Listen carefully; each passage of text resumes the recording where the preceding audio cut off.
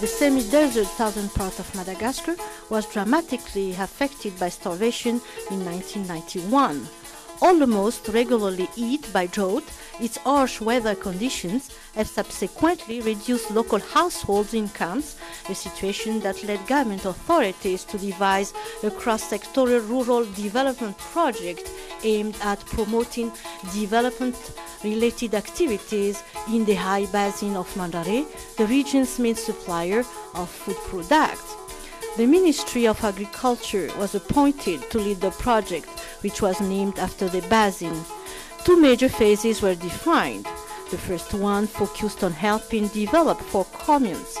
It then started in 1996 and lasted 5 years, a period during which the local villages were provided with dams and road networks as basic facilities. The improvement rapidly translated into substantial increases in crops volumes. As a result, the project's area of intervention has been extended accordingly. Then, the second phase was designed and implemented with a series of measures which have been carried out and whose cost total was about $12 million. The government, along with the UN Fund for the Development of Agriculture, or FIDA, co-financed the project. 11 communes benefited by the project, of which 10 were located in the Ambosar district in the Anus region. The 11th was in the neighboring Ambuvumbe district.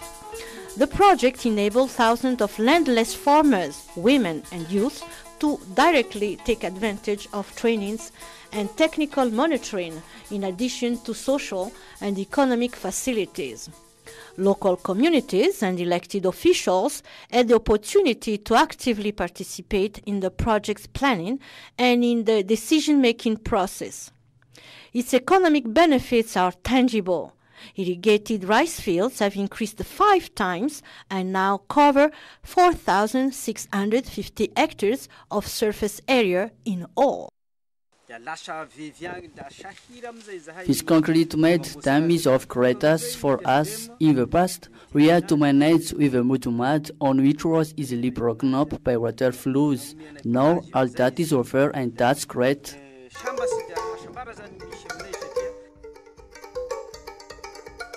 The increase of planted areas, coupled with intensive growing methods, have doubled rice crops in the project area of intervention, crops that increased from 13,000 tons to 27,000.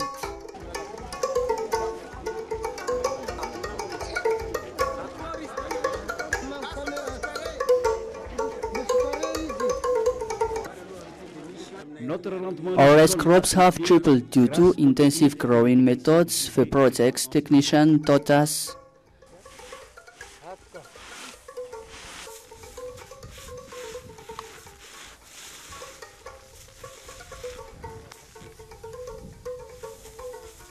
The project did not restrict itself to the monoculture of rice, but also encouraged local farmers to diversify their crops and, therefore, their revenues by also growing onions and garlic.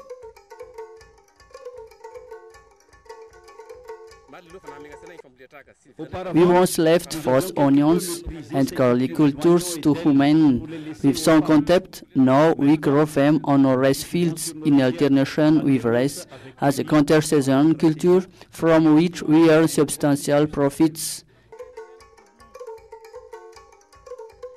The cultures of onions and garlic were so successful in the area that the project rapidly became also famous for its counter-season produces.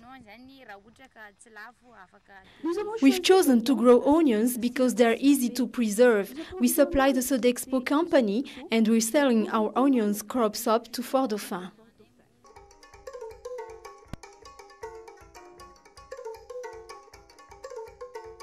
The project also brought in new agroforestry plants such as the moringa, locally called ananambu, a medicinal and eatable plant as well.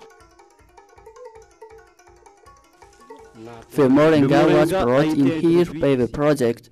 This plant is very interesting and we like it because it's a medicinal plant and at the same time it also can be cooked and eaten with rice.